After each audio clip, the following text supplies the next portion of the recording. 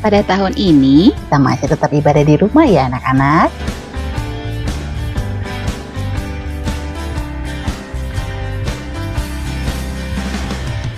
Tapi jangan sampai itu membatasi sukacita kita untuk memuji nama Tuhan. Mari kita siapkan hati kita, siapkan juga Alkitab kita, dan berdoa supaya Yesus memberikan Roh Kudus-Nya untuk menolong kita mengerti firman Tuhan. Selamat datang di ibadah Victory Kids Rehoboth Ebenezer versi online. Halo pagi semuanya. Puji nama Tuhan, kita semua bisa tetap berkumpul, kita bisa beribadah lagi, kita mau siap-siap memuji Tuhan, mendengarkan firman Tuhan. Kita mulai ibadah kita hari ini. Yuk semuanya kita mau berdoa.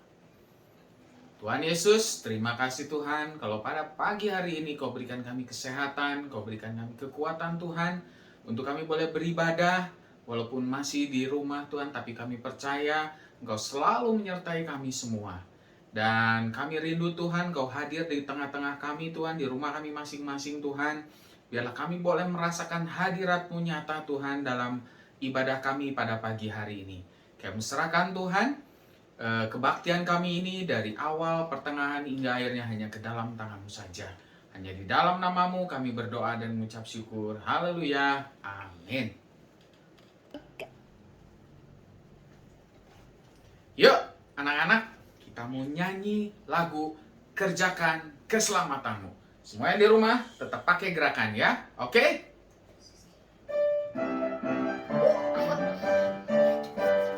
Kerjakan keselamatanmu, raihlah kemenanganmu, lakukan segalanya tanpa bersungut-sungut.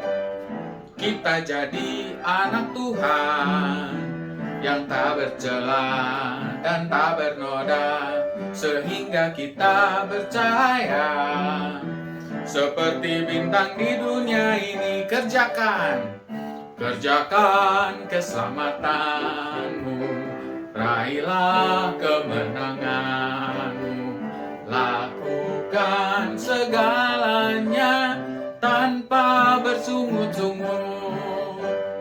Kita jadi anak Tuhan yang tak bercela dan tak bernoda, sehingga kita percaya seperti bintang di dunia ini. Kita jadi anak Tuhan yang tak bercela dan tak bernoda, sehingga kita percaya seperti bintang di dunia ini, seperti bintang di dunia ini, seperti bintang di dunia ini. Nah, sekarang kita mau nyanyiin lagu Jangan Lelah. Semua pakai gerakan ya.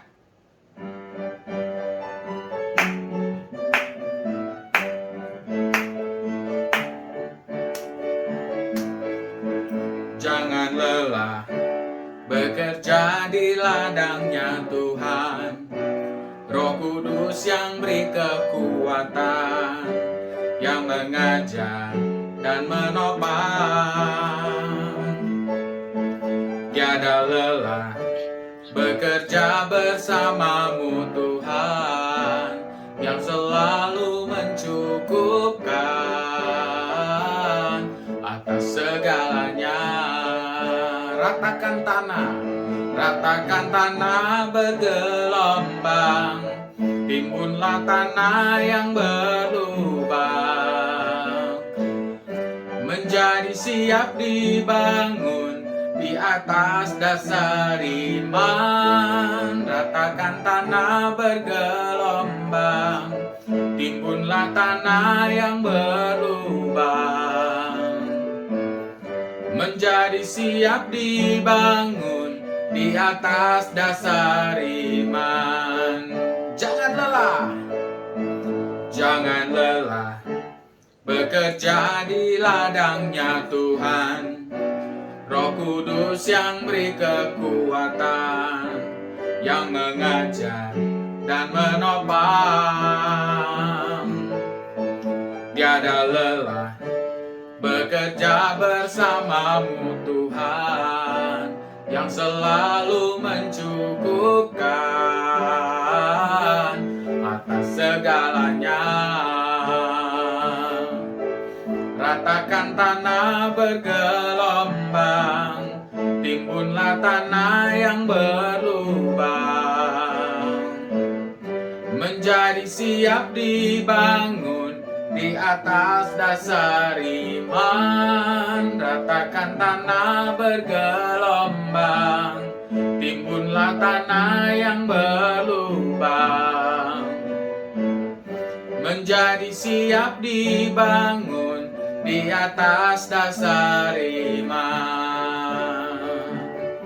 Menjadi siap dibangun, menjadi siap dibangun, menjadi siap dibangun di atas dasar iman. Yuk anak-anak, kita mau dengerin firman Tuhan. Saat ini kita mau berdoa, kiranya Tuhan yang akan memimpin kita supaya kita bisa mengerti firman Tuhan yang dibagikan. Yuk kita mau nyanyi, mari Tuhan berfirmanlah.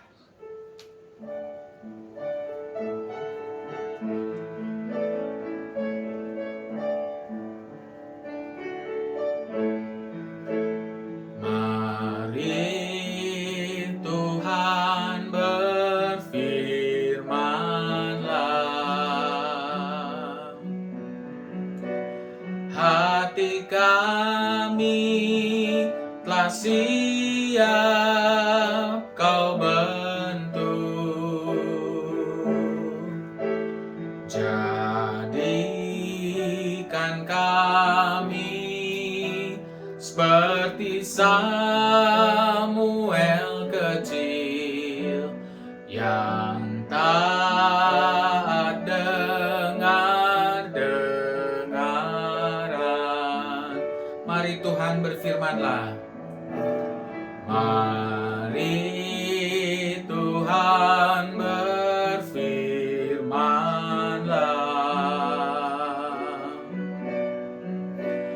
Hati kami telah siap kau bentuk, jadikan kami Tuhan, jadikan kami seperti Samuel kecil yang taat dengar dengaran. Mari Tuhan berfirmanlah saat ini Tuhan. Kami anak-anak-Mu siap untuk mendengarkan firman yang akan dibagikan Tuhan. Ajarkan kami untuk kami boleh mengerti akan setiap apa yang dari Tante Cindy nanti ceritakan Tuhan. Biarlah firman ini Tuhan bisa menjadi kekuatan bagi setiap kami anak-anak-Mu maupun guru-guru sekolah minggu maupun siapapun yang mendengar firman-Mu ini ya Tuhan. Berbicaralah Tuhan sebab hamba-Mu ini siap untuk mendengar. Kami serahkan Tuhan kebaktian kami ini selanjutnya hanya ke dalam tangan-Mu saja. Hanya di dalam nama-Mu kami berdoa dan mengucap syukur. Haleluya. Amin.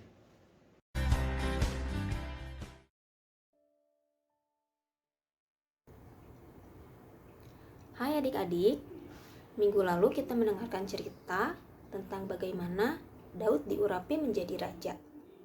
Kalian masih ingat siapa ya yang mengurapi Daud menjadi raja? Ya, Nabi Samuel.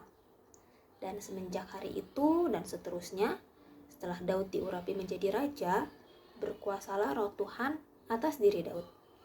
Dan hari ini kita akan mendengarkan cerita tentang bagaimana Allah memberikan kemenangan bagi Daud. Nah, seperti yang kita ketahui bahwa Daud ini adalah anak dari Bapak Isai. Bapak Isai ini memiliki 8 anak dan Daud adalah anak yang paling kecil. Nah, Daud ini senang sekali memuji dan memuliakan Tuhan dengan menggunakan kecapinya Dia senang memuji dan memuliakan Tuhan. Daud ini kerjanya apa sih? Daud ini mengembalakan domba. Jumlahnya bukan jumlah yang sedikit, jumlah yang sangat banyak. Dan mengembalakan domba ini bukanlah pekerjaan yang mudah, karena Daud harus melindungi domba-dombanya dari binatang buas, seperti singa ataupun beruang. Pada zaman dahulu belum ada yang namanya senjata, yang dimana misalnya bisa langsung ditembak dan meninggal binatang buasnya. Tapi Daud memiliki skill dan keterampilan di mana saat ada binatang buas yang akan memakan domba-dombanya, dia menggunakan kemampuannya untuk melawan binatang buas tersebut. Nah, hari ini dari judul ceritanya adalah Allah memberikan kemenangan bagi Daud. Kemenangan atas siapa ya? Kalian tahu? Mungkin sudah banyak yang mendengar tentang Goliat. Nah, Goliat ini adalah tentara orang Filistin. Kita lihat dulu ya, Goliat ini ciri-cirinya seperti apa sih? Goliat ini memiliki tinggi kurang lebih sekitar 3 meter. Lalu di kepalanya dia memakai ketopong tembaga. Dan bajunya adalah baju zirah bersisik, kira-kira beratnya sekitar 57,5 kg. Lalu kakinya ditutup oleh penutup kaki atau sepatu dari tembaga. Bahunya memanggul lembing tembaga dan tombak, patah tombaknya, senjata yang dipegang Daud kira-kira beratnya sekitar 7 kilo. Selain itu, Daud pun memiliki perisai. Tapi perisainya dibawa oleh seseorang di depannya. Kira-kira seperti apa ya Goliat yang disebutkan ciri-cirinya dalam Alkitab? Kurang lebih seperti ini. Nah, kalian bisa lihat perbandingannya antara Goliat dengan tentara yang membawa perisai di depannya. Tingginya beda jauh ya. Nah, lalu bagaimana? Kok bisa Daud mengalahkan Goliat? Kok bisa Allah memberikan kemenangan bagi Daud? Orang Filistin mengumpulkan tentaranya untuk berperang. Orang Filistin berdiri di bukit sebelah sini dan orang Israel berdiri di bukit sebelah sana. Dan lembah ada di antara mereka, yaitu lembah Tarbantin. Saul dan orang-orang Israel berkumpul dan berkemah, dan mereka mengatur barisan untuk berperang berhadapan dengan orang Filistin. Lalu tampillah seorang pendekar dari tentara orang Filistin. Ya, dia adalah Goliat. Goliat berdiri dan berseru kepada barisan orang Israel. Goliat dengan gagahnya, dengan perlengkapan perangnya, dia melawan orang Israel untuk berperang mengalahkan Goliat. Ketika orang Israel melihat perawakan Goliat, mereka semua sangat cemas dan mereka sangat ketakutan. Nah, ketiga kakak Daud ikut berperang melawan bangsa Filistin. Pada saat itu, mereka tinggal di lembah Tarbantin dengan waktu yang cukup lama, sehingga ketiga kakaknya ini mereka tidak pulang ke tanah Bethlehem dan tidak bertemu dengan ayah mereka. Lalu Isai pun menyuruh Daud untuk melihat keberadaan kakaknya dan mengantarkan makanan untuk ketiga kakaknya ini. Lalu Daud dengan segera menitipkan domba-dombanya ke penjaganya, lalu dia dengan segera pergi ke lembah Tarbantin. Ketika Daud sudah sampai di lembah Tarbantin dan dia melihat bagaimana Goliat dengan gagahnya melawan bangsa Israel. Semua bangsa Israel masih ketakutan dan belum ada yang berani melawan Goliat. Ketika Daud mendengar hal itu, Daud menjadi marah karena orang Filistin mencemooh dan mereka menertawakan orang Israel. Akhirnya Daud pun marah. dan Daud berniat untuk melawan Goliat. Orang-orang yang mendengarkan perkataan Daud saat itu, termasuk kakak Daud, mereka semua bertanya-tanya. Dengan melihat badan Goliat yang sebesar itu melawan Daud, mereka bertanya-tanya, memangnya bisa Daud melawan Goliat? Akan tetapi hal itu terdengar oleh Raja Saul.